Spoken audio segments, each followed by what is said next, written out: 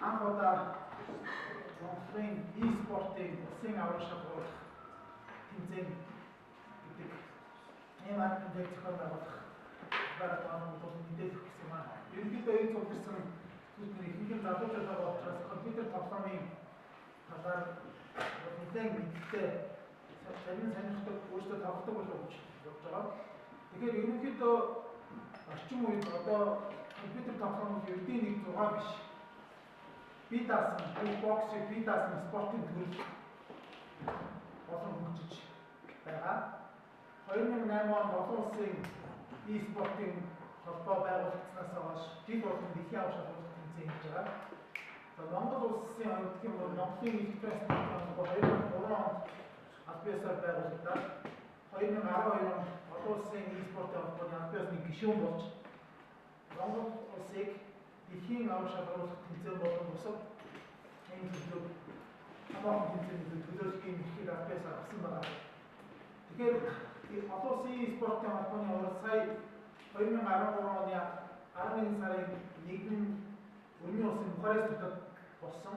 За энэ хурлаар e-спорт ирээдүйд ерөнхийдөө бусад спортчийг бие даан хөгжиж олон улсын томоохон спортын наадмууд тухайлх юм бол Азийн спорт, нийгмийн спортын наадам, дэлхийн оюутны универсиад, Европын анх дугаар наадам, олон дэлхийн оюуны спортын наадам зэрэг томоохон наадмын хөтөлбөрөөр оролцоод жил болгон спортын өөрийнхөө спортын дэлхийн аврал шалгуулах тэмцээн, тэмээ аврал шалгуулах тэмцээнийг зохион байгуулахад болсон байгаа.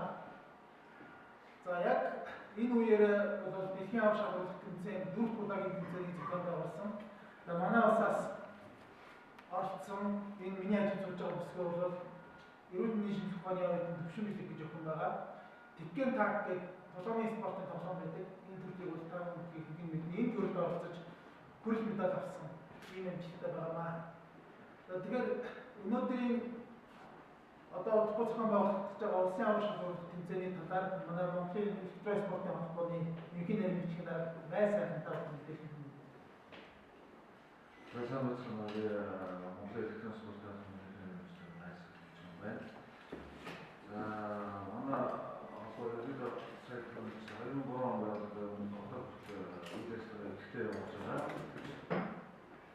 Тэгээд энэ нотыг хэлсэн байгууллагыг тэргээр энэ сарын 11 сарын 30, 12 сарын 1-ээс 12 сарын 8-нд улсын аврал шалгуулах тэмцээнийг хийгээд байгаа. Одоогоор бол тэмцээнд нийтдээ 6 төрлөөр 1000 орчим тэмцээн бүртгүүлээд байна. Тэмцээнийг бол ерөнхийдөө интернетээр шууд дамжуулан үзүүлнэ бүх төрлийн оролцоодыг. Тэмцээн болох газар маань гейм арена гэж тоглоом газар 2 салбар дээр циркийн салбар, сансын салбар дээр хийгээд үзүүлээд байгаа. Финалийн тоглолтыг 12 сарын 8-нд Бүтэнсээр өдөр буюу тусгаар явууланд алтан медалийн төлөв тоглолтыг бас интернетээр шууд дамжуулан үзүүлэх мөн ТV хавьд хийzээд бүх тоглолтууд бүтээгээр шууд дамжуулахаар төлөвлөж байна. Тэгээд энэ тэмцээний хувьд гэх юм бол түрүүний манай интернетийн CDN компани тавхан манай ерөнхий хэрэгчээр ажиллаж байгаа. Түүнээс гадна TV10 тэдгээс мэдээллийн ерөнхий спонсор. Тэгээд Panda Design, Game Arena, Promo компани зэрэг ийм байгууллагын төсөлтөөр энэ удаагийн тэмцээн хийгдэж байгаа.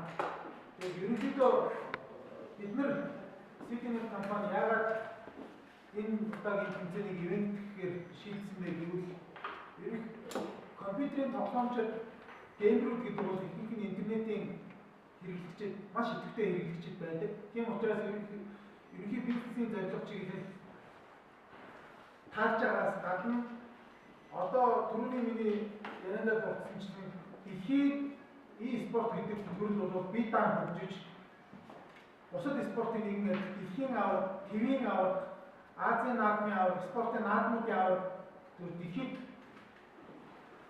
нэрээд урсгасан ийм Монгол тамирчид төр үе талыг нээсэн байгаа. Тэгэхээр одоо энэ хүүхдүүдийг зөв замаар компьютер тоглоомын сонирхдаг хүүхдүүд бол системтэй хичээлээр ихэд нэрээ дурссан тамирчин болох ийм боломж ойрхон байшгүй гэдэг энэ мессежийг бол биднэрт их таалагдсан. Тэгэхээр бидний хувьд яг энэ нь одоо Монголын залуу үеийг чөлөө цагийг зөв өнгөрүүлэх нэг гадраа дурссан энэ самбарчууд олноор нэмэгдэх байхаа гэсэн ийм бодлогын үндсээр нийгмийн харилцааг хийж байгаа юм үйлчлэгааны нэг болсон гэж бодож байгаа. Тэнд болохоор энд ер нь бол Монголын ихтгэл спортын холбоотой хамтран ажиллах юм шийдвэр гаргаад 2 жилийн хугацаанд хамтарч ажиллаж байгаа.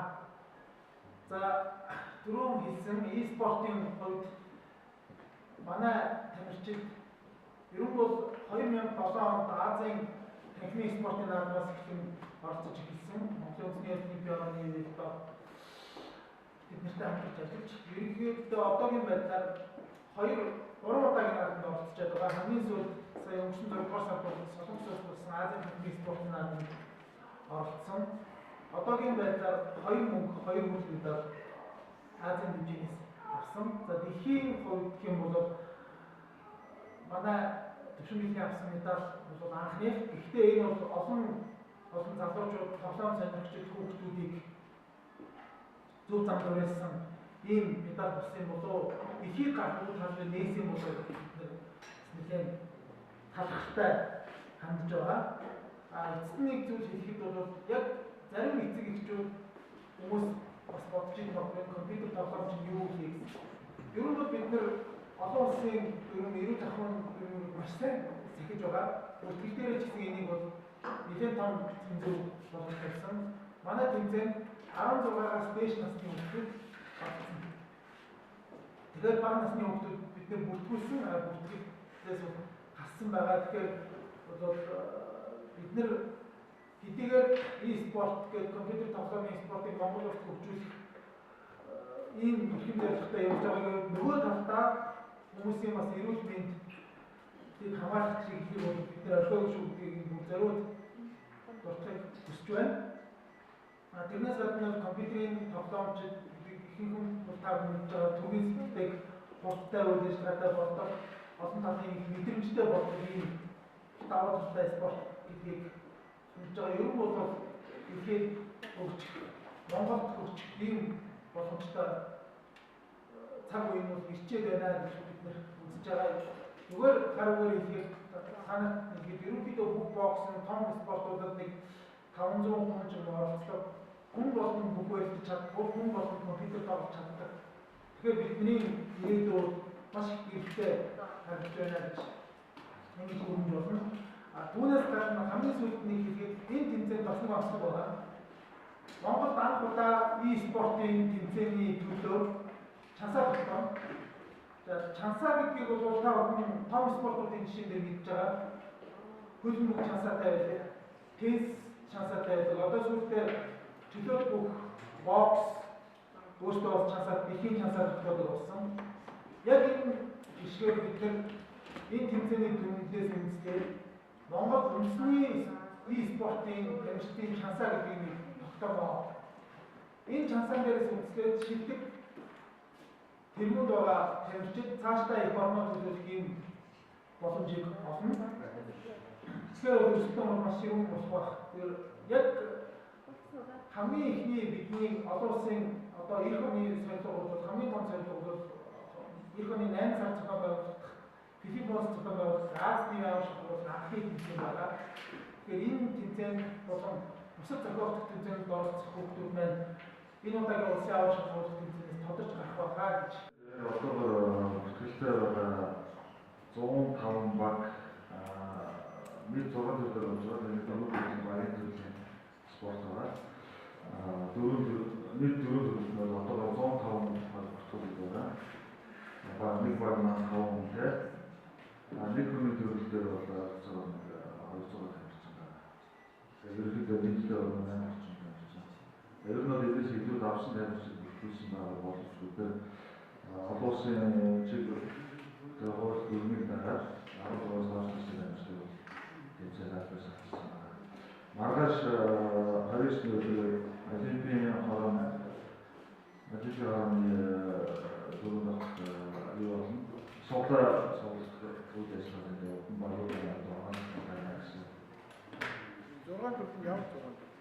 6 хөдөлмөрийг санаа дараачсан материал дээр байгаа. Dota 2, League of Legends, World of Tanks, Counter-Strike, StarCraft, Tekken Tag-Tournament гэсэн байгаа. Сүүл тоор бичсэн хоёр нь бол нэг хоёр тоглолттой гэсэн. Тэгээд та бүхэн сонирхол очиж үзэх болно. Хэрвээ боломж олохгүй бол ажил дээрээсээ интернет тоглодог бол энэ тараасан хэвлэлийн мэдээлэлээр байгаа хоёр вебсайтаар шууд амжих учраас энэгээр орж үзэж болно. За сүүлийнх нь бол манай холбооны албан ёсны вебсайт Mesa.gmail гэж сайт байгаа. Энэ дээр бол видео бичлэгээс гадна үйлдвэрүүд